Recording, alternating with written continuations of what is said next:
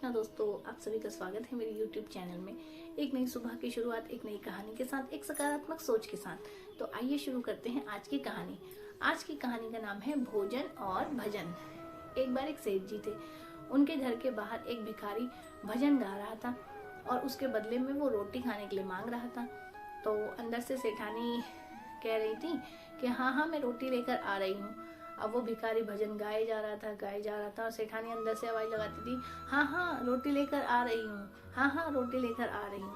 अब काफी देर हो गई, वो बेचारा भजन पे भजन गाए जा रहा है और सेठानी बार बार उसे टाले जा रही है, कहे जा रही है हाँ आ रही हूँ, हाँ आ रही हूँ। तो ये सब सेठ जी देख रहे थे। तो सेठ जी ने उत्सुक होकर सेठानी जी से कहा कि मुझे एक बात में समझ में नहीं आ रही है कि बाहर भिखारी रोटी मांग रहा है और तुम हाथ में रोटी लिए खड़ी हो लेकिन उसे दे नहीं रही हो, ऐसा क्यों? तो सेठानी ने बोला, ऐसा है, अगर मैं जाकर उसको रोटी दे दूंगी तो वो रोटी लेगा और अगले द्वार पर चला जाएगा। लेकिन क्योंकि मुझे उसका भजन बहुत प्यारा लग रहा है, मैं बार बार उसका भजन सुनना चाहती हूँ, इसलिए मैं उसको टाले जा रही हूँ। मैं उसको बोल रही हूँ हाँ मैं भी आ रही हूँ, मैं अभी आ रही हूँ।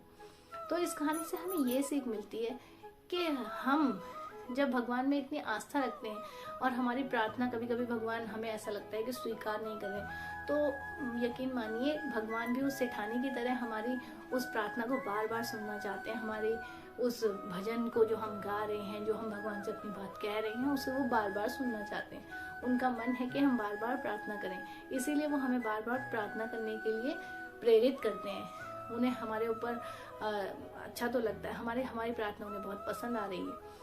और हाँ, एक बात और कि कभी भी भक्ति करना मत छोड़िए। किसी भी परिस्थिति में भक्ति नहीं छोड़नी चाहिए। क्या जब हम गुस्से में होते हैं या जब हम जो है किसी परेशानी में होते हैं, हम खाना खाना छोड़ देते हैं? क्या हम सांस लेना छोड़ देते हैं? नहीं ना। तो इसी तरह से हमें भक्ति भी नहीं छोड़नी चाहिए। भक्ति को निरंतर करते रहिए। जब भगवान का मन होगा वो अपने हिसाब से आपको वो सब देंगे जो आपके लिए ज़रूरी है, जो हमारे लिए ज़रूरी है। भगवान वो हमें ज़रूर देंगे। इसलिए दो चीज़ें जीवन में बहुत आवश्यक हैं, एक तो भजन और दूसरा भोजन।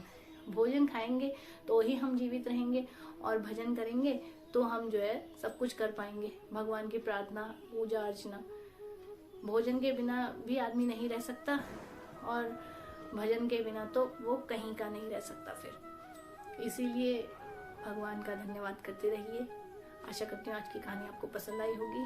भगवान का धन्यवाद करते रहिए, धरती माता का धन्यवाद करते रहिए, सूर्य को जल अर्पित करते रहिए और इसी सोच के साथ सकारात्मक रहिए।